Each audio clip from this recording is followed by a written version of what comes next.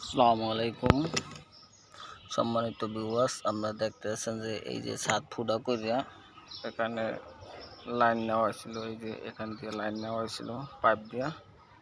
এই যে দেখতেছেন তার, এই যে আমি ছুড়াইলাম এই একটা তার, এখানে একটা মেন লাইন গেছে এবং এখানেও একটা মেন লাইন গেছে, তার লাইন আছে এখনো। তো এই যে এখান দিয়া আপনার যখন বৃষ্টি আসে তখন ভিতরে জায়গা ওই কারেন্টের সাথে পানি মিশ্রিত হওয়ার পরে এরপরে আপনার এই পানি বডিতে আর্থিং করে।